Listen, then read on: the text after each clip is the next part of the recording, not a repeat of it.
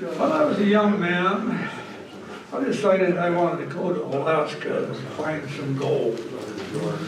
I thought the best thing to do was go up and find someone who had found gold and ask him how I should do it.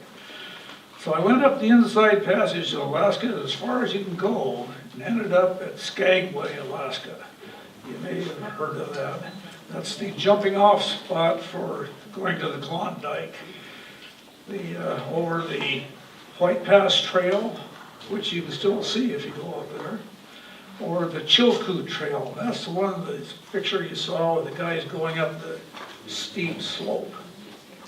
Did you know that they had to take a ton of supplies with them? Every man would not be allowed up there. So they had to go up that slope with as much as they could carry. And then they go down and use their prospector's pick to slow them down as they slid down the ice to the bottom and get another pack of 150 pounds or whatever they could handle and go up that thing. But I digress. So I went to a saloon up there in Skagway, and I saw this old grizzled guy sitting at a little table by himself. And he looks like a prospector. So I went up to him, and I said, "Were you on the trail of 98? He said, "Well, I was." I said, "I'll bet you have a lot of stories." He said, "That I do." I said, "Would you tell me the story?" He said, "Well, I could, but my throat's just too dry."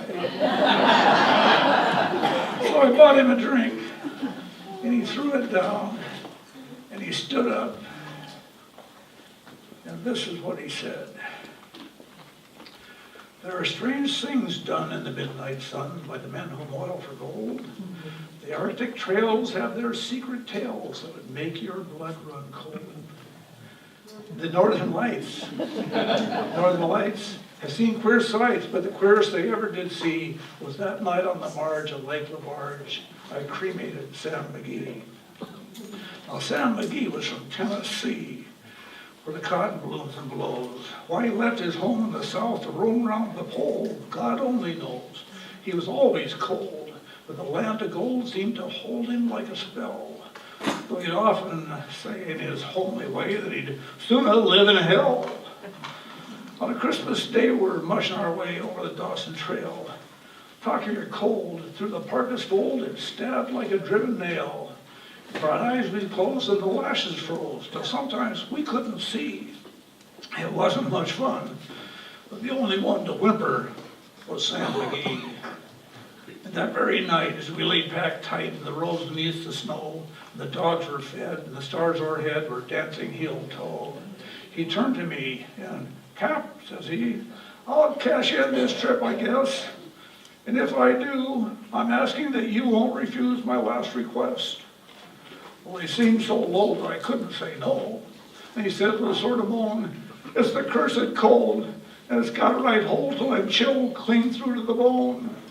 Yet, 'tain't being dead, it's the awful dread of the icy grave that pains. So I want you to swear that, foul or fair, you'll cremate my last remains." That was last needed thing to heed. I swore I would not fail. We started on the streak of dawn, but God, he looked ghastly pale. He crouched on the sleigh and he raved all day of his home in Tennessee. And before nightfall, a corpse is all that was left of Sam McGee.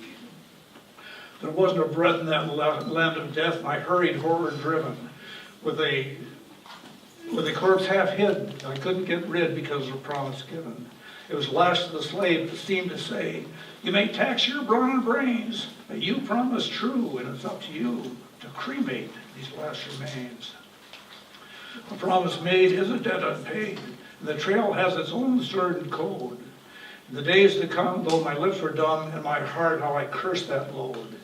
In the long, long night by the lone firelight, while the huskies round the ring howled out their woes to the homeless snows, oh God, how I loathed that thing. And every day that quiet clay seemed to heavy and heavier grow. And on I went, though the dogs were spent, and the world was getting low.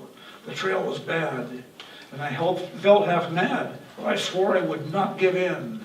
And I'd often sing to the hateful thing, and I hearkened with a grin. Till I came to the marge of Lake LaBarge, and a derelict there lay. It was jammed in the ice, but I saw on a trice it was called the Alice May. I looked at it, and I thought a bit, and I looked at my frozen chum.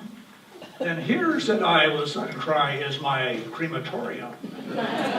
Some planks I tore from the cabin floor, and I lit the boiler fire. Some coal I found that was lying around, and I heaped the fuel higher. The flame just soared, and the furnace roared. Such a blaze you seldom see. And I burrowed a hole in the glowing coal, and I stuffed in Sam McGee. Then I made a hike, for I didn't like to hear him sizzle so. And the heavens scowled, and the huskies howled, the wind began to blow. It was icy cold, with the hot sweat rolled on my cheeks, and I don't know why. And the greasy smoke in an inky cloak went streaking down the sky. I do not know how long in the snow I wrestled with grisly fear. When the stars came out, they danced about, ere again I ventured near. I was sick with dread, but I bravely said, I'll just take a peek inside. I guess he's cooked. This time I looked. And the door I opened wide. And there sat Sam, looking cool and calm in the heart of the furnace roar.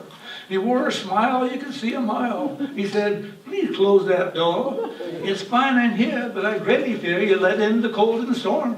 Since I've left Plumtree down Tennessee, it's the first time I've been warm. There are strange things done in the midnight sun by the men who moil for gold. The Arctic trails will have their secret tales that would make your blood run cold.